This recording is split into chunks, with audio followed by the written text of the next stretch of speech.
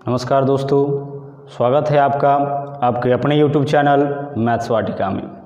मैं रुपेश कुमार आज आपके लिए प्रॉफिट एंड लॉस लेके आया। तो आइए शुरुआत करते हैं। सबसे पहले हम लोग देखते हैं कि इस चैप्टर के अंतर्गत कौन कौन से टर्म को हम लोग यूज करेंगे। तो आइए देखते हैं। इस चैप्टर में पहला टर्म जो मिलता है वह है क्रैमुल यानी कॉस्ट प्राइस। किसी भी वस्तु को खरीदते समय जो कीमत हम लोग देते हैं, खरीदने के लिए जो कीमत हम लोग चुकाते हैं वह क्रैमुल कहलाता है। क्रैमुल को हम लोग सीपी से दर्शाएंगे, कॉस्ट प्राइस। दूसरा है सेलिंग प्राइस यानी विक्रैमुल। किसी भी वस्तु को बेचने पर जो कीमत प्राप्त होता है वह विक्रैमुल कहलाता है यानी सेलिंग प्राइस कहलाता है। इसको हम लोग एसपी से दर्शाएंगे। तीसरा जो टर्म इसमें आएगा वह है प्रॉफिट। किसी भी वस्तु को बेचने पर क्रैमुल से जितना अधिक धन प्राप्त होता है वह लाभ कहलाता है। और चौथा है हानि। किसी भी वस्तु को बेचने पर क्रैमुल से जितना कम धन प्राप्त होता है वह लॉस कहलाता है, हानि कहलाता है। तो यह तो कुछ ऐसा टर्म था जिसको हम लोग इस चैप्टर के दौरान यूज करने वाले थे। आगे देखते हैं, शुरुआत करते हैं। पहला एग्जाम्पल है हमारा, किसी वस्तु को 500 रुपये में खरीदा गया और 600 रुपये में बेचा गया, तो कितने प्रतिशत का लाभ होगा। पहला ही सवाल इसमें यह बनता है कि किसी वस्तु को खरीदा गया 500 में, बेचा गया 600 में, तो कितने प्रतिशत का लाभ होता है। सीधे लाभ नहीं पूछा जाता है, या तो प्रतिशत लाभ या फिर प्रतिशत हानि पूछा जाता है। तो आइए देखते हैं। 500 रुपये में खरीदा गया और 600 रुपये में बेचा गया। भाषा कुछ भी बना सकता है। जैसे राहुल किसी वस्तु को 500 रुपये में खरीदा और 600 रुपये में बेचा, तो राहुल को होने वाला प्रतिशत लाभ होगा। तो 500 रुपये में खरीदा और 600 रुपये में बेचा, तो लाभ हो जाएगा 100 रुपये का, क्योंकि 500 रुपये की वस्तु को जब 600 में बेचा जाएगा तो 100 रुपये का लाभ होगा। यहाँ लाभ नहीं निकालना है, प्रतिशत लाभ निकालना है। तो प्रतिशत लाभ और प्रतिशत हानि को हम लोग क्रैमुल के रिस्पेक्ट में काउंट कर दें, क्योंकि लाभ क्रैमुल से जितना ज़्यादा होगा वह राशि कहलाता है और हानि क्रैमुल से जितना कम राशि प्राप्त होगा वह कहलाता है। इसलिए प्रतिशत लाभ और हानि दोनों क्रैमुल के रेस्पेक्ट में निकालेंगे। यानी प्रतिशत लाभ के लिए लिखेंगे लाभ बट्टा क्रैमुल गुना 100 और हानि के लिए भी हानि बट्टा क्रैमुल गुना 100, यानी बट्टा में हर बार क्रैमुल ही आना है। तो 500 रुपया का सामान यदि 600 में बेचा जाएगा तो 100 रुपया का लाभ होगा। हम लोग प्रतिशत लाभ निकालने जा रहे हैं। परसेंटेज लाभ क्या होगा, तो 100 रुपया का लाभ होगा 500 रुपये के वस्तु पर, प्रतिशत में कितना, तो गुना करेंगे 100 से, यानी लाभ बट्टा क्रैमुल गुना 100। काटेंगे इसको, 5 से काटेंगे 20, यानी उस व्यक्ति को होने वाला लाभ हो जाएगा 20%। या यदि किसी सामान को 500 रुपये में खरीदा जाए और 600 रुपये में बेचा जाए तो 20% का लाभ होगा। ठीक उसी प्रकार से अगला एग्जाम्पल है हमारा, मोहन किसी वस्तु को 500 रुपये में खरीदा और 400 रुपये में बेचा। खरीदा है 500 रुपये में और उसको बेचता है 400 रुपये में, तो ज़्यादा का सामान है और कम में बिक रहा है। सामान 500 रुपया का और बिक रहा है 400 रुपये में, तो इस सौदे में हानि होगा। तो हानि नहीं पूछा जाता है, जनरली प्रतिशत हानि पूछा जाता है। तो प्रतिशत हानि कैसे निकालेंगे, तो प्रतिशत हानि के लिए हानि, तो 500 रुपया का सामान 400 में बिकेगा तो 100 रुपया का हानि होगा। अब यह 100 रुपया का जो हानि हो रहा है वह 500 रुपये के वस्तु पर हो रहा है। हानि बट्टा क्रैमुल और प्रतिशत के लिए गुना करेंगे 100 से, 00 से 00 कैंसिल, फिर 5 से काटेंगे 100 को 20 होगा, यानी मोहन को उस सौदे में 20% का हानि होगा। कहने का यह मतलब है कि लाभ या हानि कुछ भी निकालना होगा तो हम लोग क्रैमुल के रेस्पेक्ट में ही निकालेंगे, जैसे प्रतिशत लाभ बराबर होगा लाभ बट्टा क्रय मूल्य गुना 100, और ठीक उसी प्रकार से प्रतिशत हानि बराबर होगा हानि बट्टा क्रय मूल्य गुना 100। लाभ या हानि प्रतिशत दोनों हम लोग क्रयमूल के रेस्पेक्ट में ही निकालेंगे, क्रयमूल के रेस्पेक्ट में, यानी दोनों के लिए बट्टा में क्रयमूल ही रहेगा। अगला सवाल आपका इस तरीके से आता है, इस तरीके का भी आता है, जैसे राहुल किसी वस्तु को 500 रुपये में खरीदा, किसी भी वस्तु को 500 रुपये में खरीदा और उसके ऊपर उसको ढोने में, लाने में या उसकी मरम्मत पर 50 रुपये और खर्च किया। तो 500 रुपया का वस्तु था, 50 रुपये जब और इस पे खर्च किया जाएगा तो कुल लागत हो जाएगा 550 रुपये, और फिर इसको 600 रुपये में बेचता है। तो 550 रुपया का वस्तु बिकता है 600 रुपये में, 500 रुपये में खरीदा, उसके मरम्मत पर 50 रुपये खर्च किया, यानी उस वस्तु पर कुल लागत 550 रुपये हो गया, और इसको बेचता है 600 रुपये में। तो कितने प्रतिशत का लाभ होगा?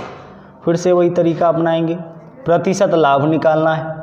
तो 550 रुपये का वस्तु है, 600 में बिक रहा है, तो 550 का वस्तु यदि 600 में बिकेगा तो 50 रुपये का लाभ होगा। अब यह 50 रुपये का लाभ कितना में? तो 550 रुपये में, क्योंकि 50 रुपये का लाभ 550 के लागत पे होता है। प्रतिशत में कितना? तो गुना करेंगे 100 से, 0 से 0 काटेंगे, 5 से काटेंगे तो 11, 100 बट्टा 11 यानी 9.1/11 प्रतिशत हो जाएगा। तो इस तरीके से हम लोग निकाल सकते हैं। अगला प्रश्न है,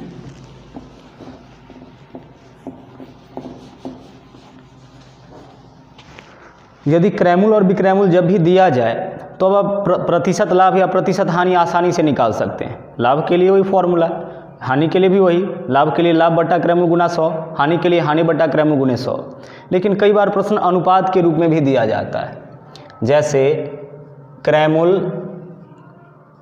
को हम लोग CP से दर्शाएंगे, और विक्रयमूल में किसी वस्तु के क्रयमूल और विक्रयमूल में यदि 2:3 का अनुपात, यदि क्रयमूल और विक्रयमूल का अनुपात दिया रहे तब लाभ प्रतिशत निकालना हो, तब कैसे निकालेंगे?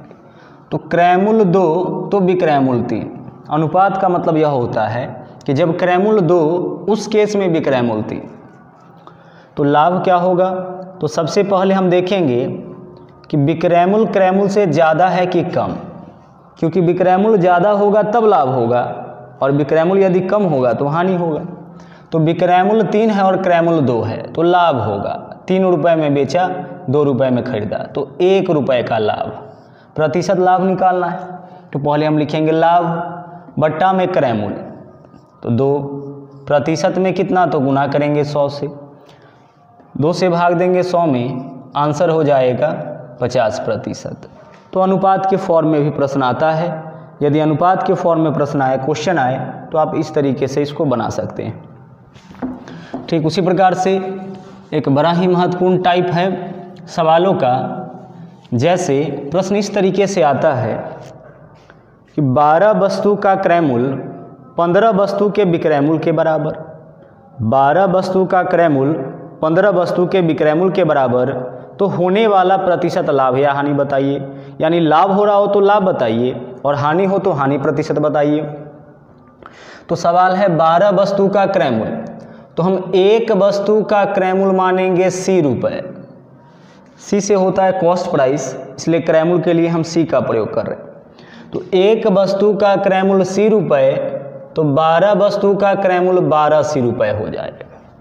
एक वस्तु का क्रयमूल C, तो 2 वस्तु का क्रयमूल 2 गुना C, 3 वस्तु का क्रयमूल 3 गुना C, 12 वस्तु का क्रयमूल हो जाएगा 12 गुने C। तो 12 वस्तु का क्रयमूल 15 वस्तु के विक्रयमूल के बराबर। तो एक वस्तु का विक्रयमूल हम मानते हैं S, क्योंकि S से निकलता है सेलिंग प्राइस, या S से हम लोग विक्रयमूल को मानते हैं, सेलिंग प्राइस को मानते हैं, तो शॉर्ट में लिए हैं S। तो एक वस्तु का विक्रयमूल S रुपये, तो 15 वस्तु का विक्रय मूल्य 15s रुपये। 12 वस्तु का क्रय मूल्य 12c, 15 वस्तु का विक्रय मूल्य 15s, क्योंकि एक वस्तु का विक्रय मूल्य s रुपये तो 15 वस्तु का विक्रय मूल्य 15s रुपये, और यह दोनों आपस में बराबर है। 12 वस्तु का क्रय मूल्य 15 वस्तु के विक्रय मूल्य के बराबर। यहाँ से हम क्रय मूल्य और विक्रय मूल्य में अनुपात निकाल सकते हैं।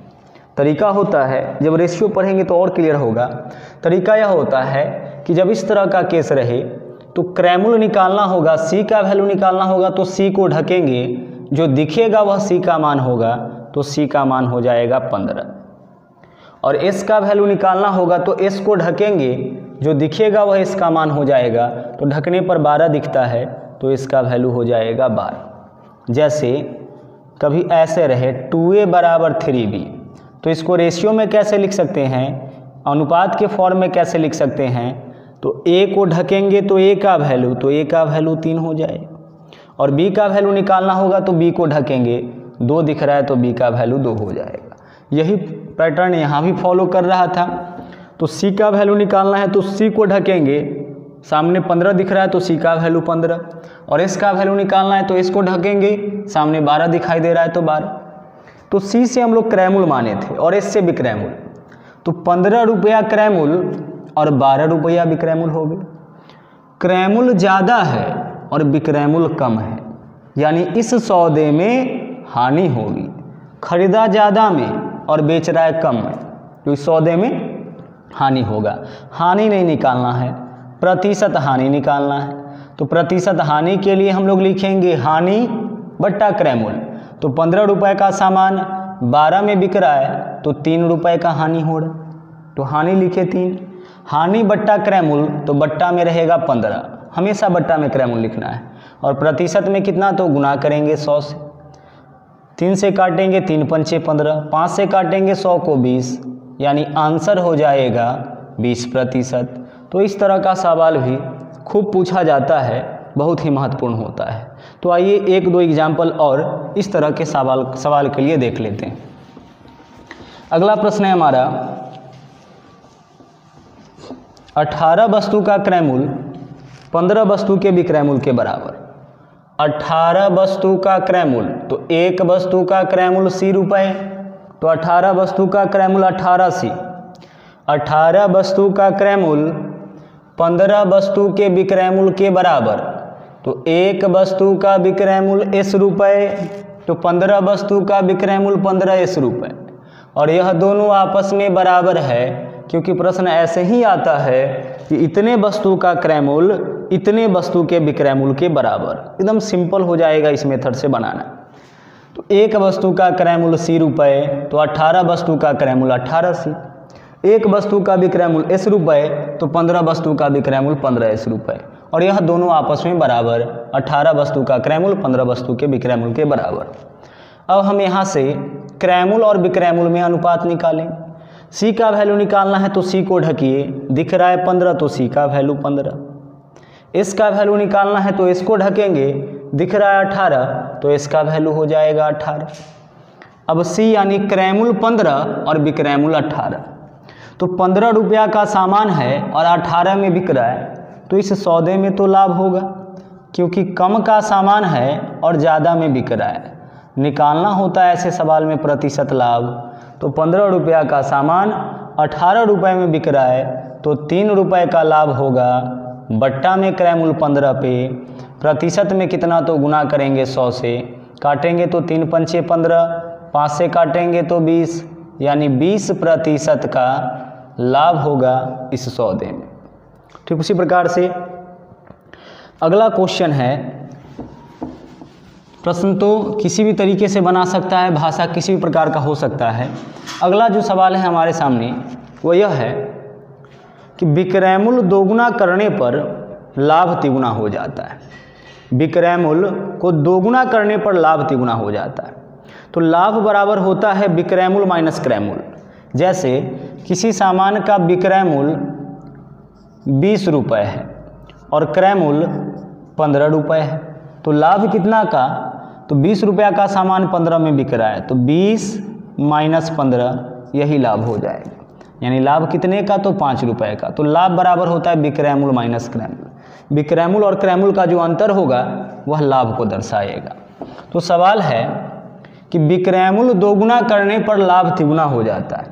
तो दोगुना करने पर लाभ तिगुना हो जाता है, तो पहले हम देखते हैं कि पहले इस सौदे में क्या लाभ होता होगा। तो विक्रयमूल हम मानते हैं एस और क्रयमूल सी। एस से सेलिंग प्राइस होता है, इस वजह से विक्रयमूल माने हैं, और सी से कॉस्ट प्राइस होता है, क्रयमूल होता है, इस वजह से सी माने हैं। जानबूझ के ऐसा माना गया है। एक्स वाई मानेंगे तो फिर आगे चल के कन्फ्यूजन होगा कि एक्स क्या है हमारा, वाई क्या है हमारा, बट एस और सी, एस निकलेगा तो हम समझ जाएंगे कि विक्रयमूल है, सी निकलेगा तो समझ जाएंगे कि क्रयमूल है। तो विक्रयमूल एस माने और क्रयमूल सी माने, क्योंकि कुछ भी दिया नहीं, तो विक्रयमूल माइनस क्रयमूल यानी कि लाभ। तो पहले इस सौदा में यही लाभ होता होगा, विक्रयमूल माइनस क्रयमूल। अब जब विक्रयमूल को दोगुना कर दिया गया तो विक्रयमूल एस था, विक्रयमूल 2s हो जाएगा। तो जब विक्रयमूल को दोगुना किया तो अब लाभ क्या होगा, तो विक्रयमूल माइनस क्रयमूल इज इक्वल टू लाभ अब इतना होगा, क्योंकि क्रयमूल में कोई बदलाव नहीं किया है। विक्रयमूल को दोगुना किया, क्रयमूल वही है, तो लाभ हो जाएगा विक्रयमूल माइनस क्रयमूल। तो यह जो लाभ होता है वह इस लाभ के तिगुने के बराबर है, क्योंकि विक्रयमूल दोगुना करने पर जो लाभ होता है वह पहले वाले लाभ के तिगुना के बराबर। अब इसका सॉल्यूशन करें, 3 से इस दोनों में गुना, तो 3s माइनस 3c बराबर 2s माइनस c। एक टाइप वाला को एक तरफ लाते हैं, 2s इधर आके 3s में से घटेगा तो बचेगा s, बराबर उधर माइनस c है, माइनस 3c इधर से बराबर के उस ओर जाएगा तो प्लस 3c हो जाएगा। तो s बराबर 3c में से c घटाएंगे 2c हो जाएगा। यहाँ से हम अनुपात निकाल सकते हैं c अनुपात s या s अनुपात c, कुछ भी कर सकते हैं आप। तो c निकाल रहे हैं तो c को ढकेंगे, s के साथ कोई भी अंक नहीं दिख रहा है यानी कि 1 होगा। इसका वैल्यू निकालना होगा तो इसको ढकेंगे, सामने कुछ नहीं दिख रहा है, कोई अंक नहीं है तो 1 होगा। और इसका वैल्यू निकालना है तो s को ढकेंगे, सामने अंक दिख रहा है 2, तो s का वैल्यू हो जाएगा 2, यानी क्रयमूल 1 और विक्रयमूल 2 आया। तो यहाँ से हम निकाल सकते हैं प्रतिशत लाभ। 1 रुपया का सामान है और 2 रुपये में बिक रहा है, तो 1 रुपया का सामान 2 में बिकेगा तो 1 का लाभ होगा। 1 का सामान 2 में बिकेगा तो 1 रुपया का लाभ होगा, बट्टा में क्रयमूल, तो 1 रुपये पे प्रतिशत में कितना, तो गुना करेंगे 100 से, यानी कि 100% का इस सौदे में लाभ होगा। तो आप ऐसे निकाल सकते हैं। आगे देखिए, यदि आपको क्रयमूल और विक्रयमूल किसी भी प्रश्न में पता हो जाए कि क्रयमूल कितना है विक्रयमूल कितना है, तो प्रतिशत लाभ आप आसानी से इस मेथड से निकाल सकते हैं। प्रतिशत लाभ के लिए लाभ बट्टा क्रयमूल गुना 100 और प्रतिशत हानि के लिए हानि बट्टा क्रयमूल गुने 100। और आगे देखिए, सवाल इस प्रकार का भी आता है, प्रश्न में क्रयमूल दे देता है, प्रतिशत लाभ रहेगा और आपसे विक्रयमूल पूछेगा। ठीक उसी तरीके से विक्रयमूल के साथ प्रतिशत लाभ या हानि देगा और क्रयमूल पूछेगा। तो आइए इस तरीके के सवाल को देखते हैं। किसी वस्तु का क्रयमूल 1000 रुपये है, भाषा कुछ भी बना सकता है। मोहन किसी वस्तु को 1000 रुपये में खरीदता है, राहुल किसी वस्तु को 1000 रुपये में खरीदता है। वह कितना में बेचे कि उसे 12% का लाभ प्राप्त हो। क्रयमूल दिया है और क्रयमूल के साथ प्रतिशत लाभ दिया है, विक्रयमूल आपसे पूछेगा। क्रयमूल के साथ प्रतिशत लाभ या हानि देगा तो आपसे विक्रयमूल पूछेगा, और क्रयमूल के साथ विक्रयमूल के साथ प्रतिशत लाभ या हानि देगा तो आपसे क्रयमूल पूछेगा। कुछ निश्चित पैटर्न पर ही क्वेश्चन आते हैं, जिसमें से पहला हम लोग देखें कि क्रयमूल विक्रयमूल देगा तो प्रतिशत लाभ या प्रतिशत हानि पूछेगा। ठीक उसी तरीके से यदि क्रयमूल के साथ प्रतिशत लाभ या हानि देगा तो विक्रयमूल पूछेगा, और विक्रयमूल के साथ प्रतिशत लाभ या हानि देगा तो क्रयमूल पूछेगा। तो यहाँ पे इस प्रश्न में क्रयमूल के साथ प्रतिशत लाभ दिया हुआ है, तो निश्चित रूप से इस प्रश्न में विक्रयमूल पूछेगा। तो आइए हम लोग पता लगाने का प्रयास करते हैं कि विक्रयमूल क्या होगा। SP बराबर वाट, सेलिंग प्राइस बराबर वाट, क्या हो सकता है विक्रयमूल। तो क्रयमूल कितना है, तो सबसे पहले हम क्रयमूल लिखेंगे 1000 रुपये। अब आगे देखिए, अगला चीज़ जो इम्पोर्टेंट है, जो सोचना है, वह यह है कि 12% लाभ। तो 12% का लाभ किसी भी व्यक्ति को तब होगा जब वह अपने सामान को क्रय मूल्य से 12% ज़्यादा में बेचे, क्योंकि किसी भी वस्तु को क्रय मूल्य से जितना ज़्यादा में बेचा जाएगा उतना ज़्यादा लाभ होगा, और क्रय मूल्य से जितना कम में बेचा जाएगा उतना ज़्यादा हानि होगा।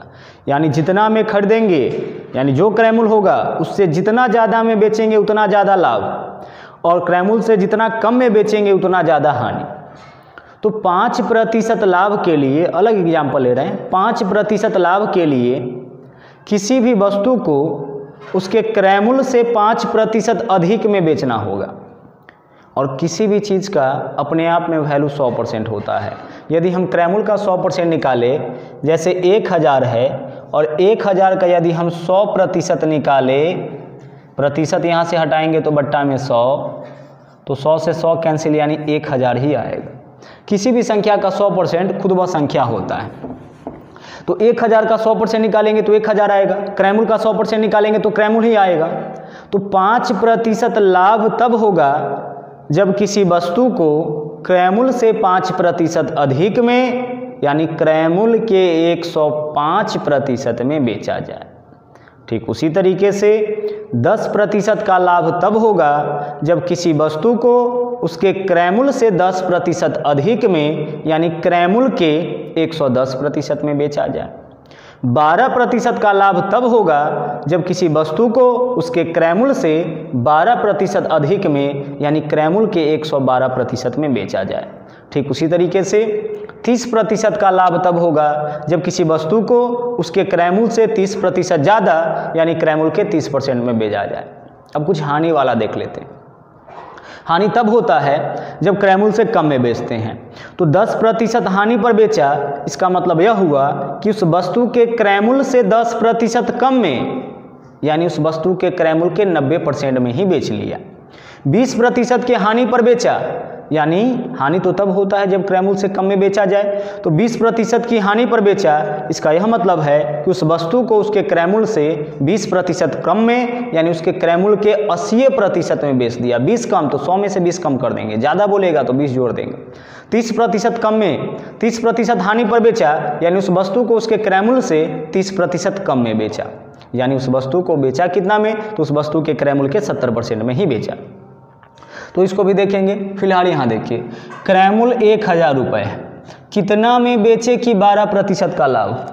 तो 12% का लाभ तब होगा जब किसी वस्तु को उसके क्रय मूल्य के 112% में बेचा जाए। किसी भी वस्तु को उसके क्रय मूल्य के 112% में बेचा जाएगा तो 12% का लाभ होगा। हम चाहें यहाँ से तो प्रतिशत से इस दोनों जीरो को काट सकते हैं। क्यों? क्योंकि प्रतिशत का मतलब होता है बट्टा में 100। यदि यहाँ से हम प्रतिशत हटाए तो बट्टा में हो जाएगा 100, 00 से 00 कैंसिल, 112 में 10 से गुना करेंगे तो 1120 रुपये हो जाएगा। यानी 12% लाभ लेकर किसी वस्तु को बेचा जाए, 1000 रुपये के वस्तु को बेचा जाए तो वह बिकेगा 1120 रुपये में। क्वेश्चन आपका रिवर्स भी हो सकता था, जैसे किसी वस्तु को 1500 रुपये में बेचने पर 15% का लाभ होता है। किसी वस्तु को 1500 रुपये में बेचने पर, यह विक्रय मूल्य है, तो विक्रय मूल्य के साथ प्रतिशत लाभ दिया है।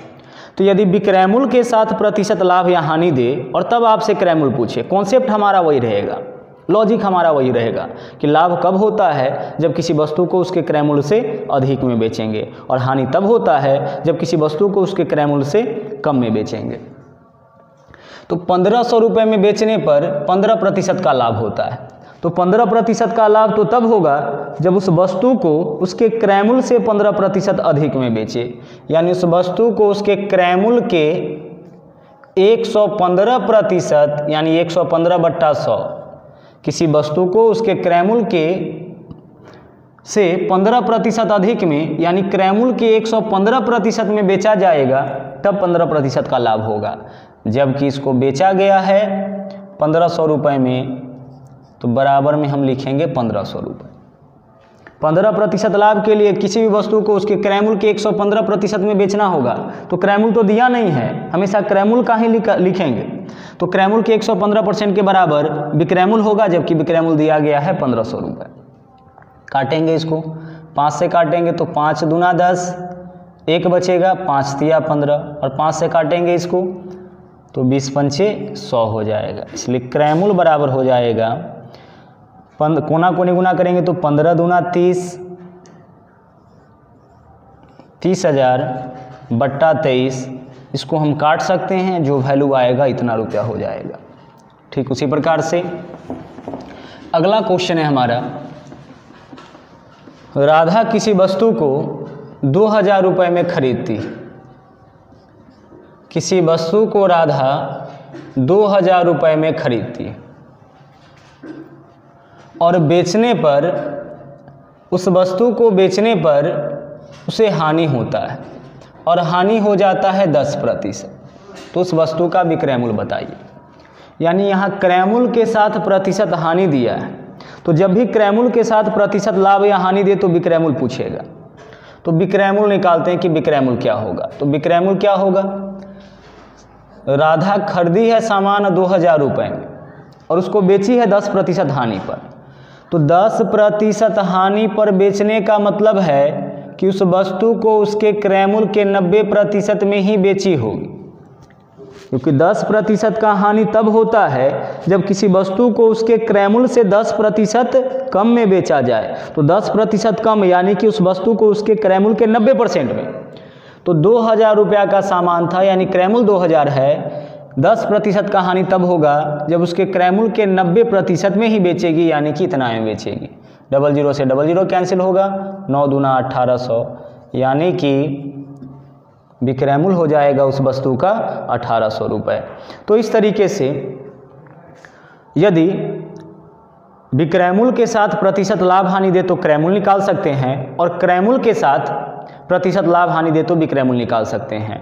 तो आज के लिए हम लोग इतना ही देखेंगे, फिर दोबारा हम लोग मिलेंगे अगले वीडियो में, जिसमें प्रॉफिट एंड लॉस के अगले टाइप के साथ हम लोग मिलेंगे। उम्मीद करते हैं कि आपको यह वीडियो पसंद आया होगा। यदि आपको हमारी वीडियोज अच्छी लगती हो तो ज़रूर सब्सक्राइब करें, नीचे जो लाल रंग का बटन है उसको दबा के सब्सक्राइब करें, साथ में लाइक शेयर और कमेंट करना भी नहीं भूलें।